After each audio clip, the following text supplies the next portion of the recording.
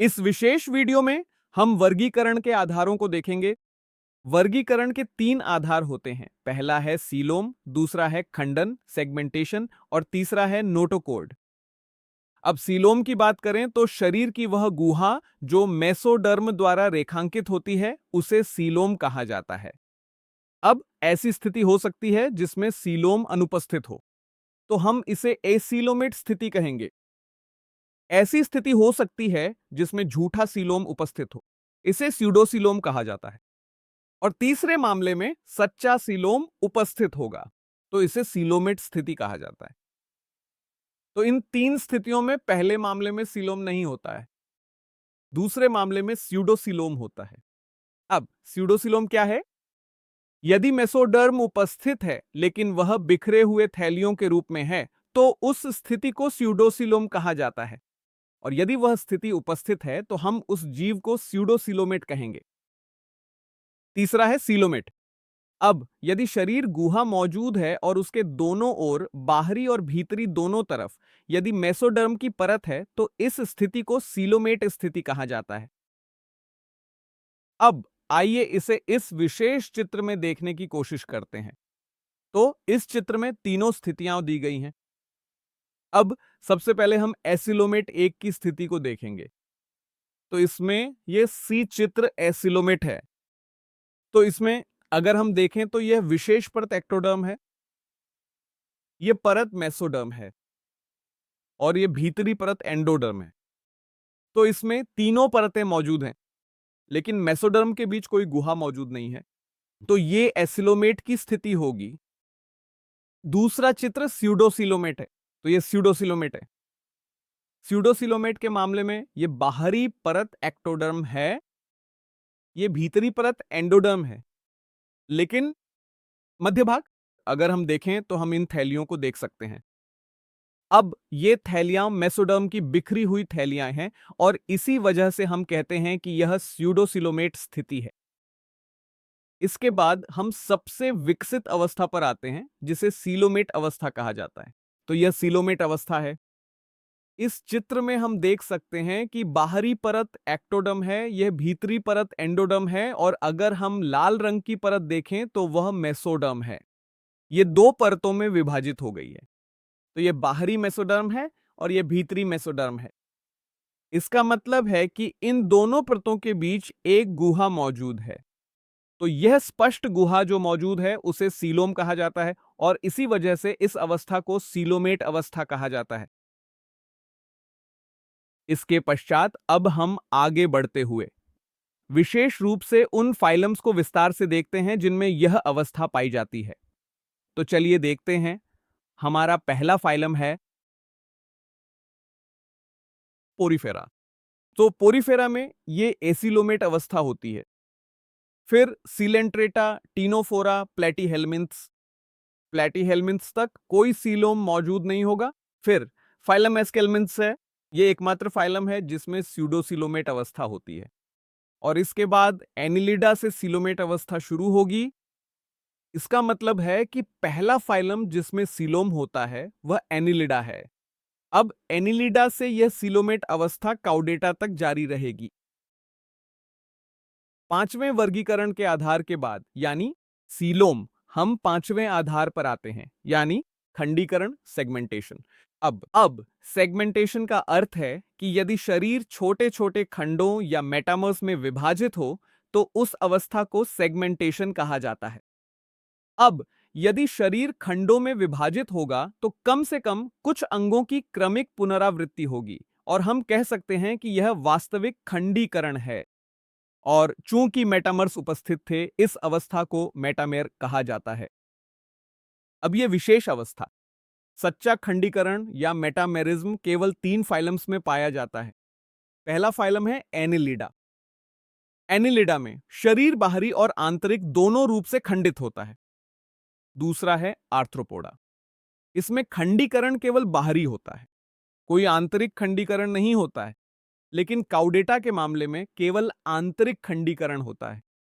और इन 3 फाइलम्स के अलावा बाकी सभी फाइलम्स में खंडीकरण अनुपस्थित होता है। खंडीकरण के बाद हम वर्गीकरण के अंतिम आधार की ओर बढ़ते हैं, जो है नोटोकॉर्ड। अब नोटोकॉर्ड की संरचना की बात करें तो नोटोकॉर्ड एक छड़ जैसी संरचना है जो भ्रूण में पीठ की ओर स्थित होती है। तो यह वही संरचना है जिसे हम बाद में पढ़ते हैं कि यह कशेरुका स्तंभ में बदल जाती है। और अगर हम उत्पत्ति की बात करें तो नोटोकॉर्ड मेसोडर्म से उत्पन्न होती है। उन फाइलम्स की बात करें जिनमें नोटोकॉर्ड उपस्थित होती है तो केवल एक ही फाइलम है, फाइलम कॉर्डेटा, जिसमें नोटोकॉर्ड पाई जाती है। और इसी वजह से हम कहते हैं कि फाइलम कॉर्डेटा को कॉर्डेट्स कहा जाता है। और बाकी सभी फाइलम्स यानी पॉरीफेरा से लेकर हेमिकॉर्डेटा तक ये सभी नॉन कॉर्डेट्स होंगे। तो ये सभी वर्गीकरण के आधार हैं जो हमने कवर कर लिया है। इसके बाद आइए यहां की स्थिति को संक्षेप में समझने की कोशिश करते हैं। तो जो भी हमने पढ़ा उसमें वर्गीकरण के आधार में सबसे पहले हमने संगठन के स्तर के बारे में पढ़ा, फिर हमने पाचन तंत्र के बारे में बात की, हमने परिसंचरण तंत्र के बारे में बात की, इसके बाद हमने सम्मिति के बारे में बात की, सम्मिति के बाद हमने अंकुर परतों के बारे में बात की, फिर हमने सीलोम और खंडन के बारे में बात की। अब यहां अगर हम देखें तो श्वसन तंत्र भी है, तो हम उसे भी देखेंगे। अब इस विशेष तालिका में हम पहले गुण से शुरू करेंगे, जो है संगठन का स्तर। अब हमने देखा था कि संगठन का स्तर यानी कोशिकीय स्तर केवल पोरीफेरा में ही पाया जाता था।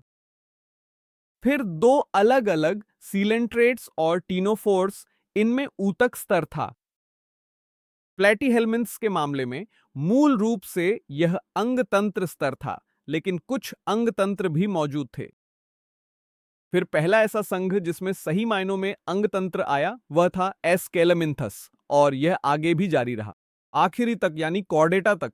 दूसरी बात है सम्मिति। अगर हम सम्मिति की बात करें तो पोरीफेरा में अधिकांश असम्मितीय थे और कुछ में रेडियल सम्मिति थी। सीलेंट्रेटा में यह रेडियल थी, टीनोफोरा में भी यह रेडियल थी। द्विपार्श्वीय सम्मिति प्लेटीहेलमिन्थस से शुरू हुई और आखिरी तक चली, लेकिन यहां अपवाद था एकाइनोडर्मेटा, क्योंकि एकाइनोडर्मेटा में लार्वा द्विपार्श्वीय सम्मितीय था लेकिन वयस्क नियमित रेडियल थे। इसके बाद हम सीलोम की ओर बढ़ते हैं। अब सीलोम के मामले में पोरीफेरा से लेकर प्लेटीहेलमिन्थस तक सीलोम अनुपस्थित था। सूडोसिलोमेट स्थिति केवल एस्केलमिन्थस संघ में पाई जाती थी। एनिलिडा से सीलोमेट स्थिति की शुरुआत हुई और यह स्थिति अंतिम संघ कॉर्डेटा तक बनी रही। इसके बाद खंडन सेगमेंटेशन की बात करें तो केवल 3 संघ ऐसे थे जिनमें सच्चा खंडन या मेटामेरीज पाया जाता था। पहला संघ एनिलिडा था, दूसरा आर्थ्रोपोडा और तीसरा कॉर्डेटा था, और बाकी सभी संघों में यह अनुपस्थित था। इसके बाद हम पाचन तंत्र की ओर बढ़ते हैं। पाचन तंत्र में पोरीफेरा के मामले में यह अनुपस्थित था। सीलेंटेटा और टीनोफोरा में अपूर्ण स्थिति थी। यहां तक कि प्लेटीहेलमिन्थ्स में भी यह अपूर्ण स्थिति थी। तो पहला संघ जिसमें पूर्ण स्थिति आई वह एस्केलमिन्थ्स था और यह स्थिति अंतिम तक यानी फाइलम कॉर्डेटा तक बनी रही। इसके बाद हम परिसंचरण तंत्र की ओर बढ़ते हैं। परिसंचरण तंत्र की शुरुआत काफी देर से हुई और पहला संघ जिसमें परिसंचरण तंत्र आया वह एनिलिडा था। तो एनिलिडा से पहले के सभी संघों में परिसंचरण तंत्र अनुपस्थित है। अब जो परिसंचरण तंत्र एनिलिडा में आया हम जानते हैं कि वह बंद था, और एनिलिडा के अलावा केवल कॉर्डेटा ही ऐसा संघ है जिसमें बंद परिसंचरण तंत्र पाया जाता है, और बाकी के चारों संघों में खुला परिसंचरण तंत्र होगा। अब आइए हम श्वसन तंत्र के बारे में भी बात करें।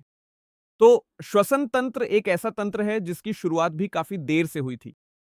तो पहला संघ जिसमें श्वसन तंत्र आया वह आर्थ्रोपोडा था, और आर्थ्रोपोडा से पहले श्वसन तंत्र अनुपस्थित है और आर्थ्रोपोडा के बाद यह उपस्थित रहेगा। अब इस मामले में एक बात ध्यान देने योग्य है कि एनिलिडा के मामले में श्वसन त्वचा के माध्यम से होता है जिसे क्यूटेनियस श्वसन कहते हैं, लेकिन हम त्वचा को एक विशिष्ट श्वसन अंग नहीं मानते हैं। इसीलिए हम कहते हैं कि श्वसन तंत्र की शुरुआत संघ से होती है, आर्थ्रोपोडा से।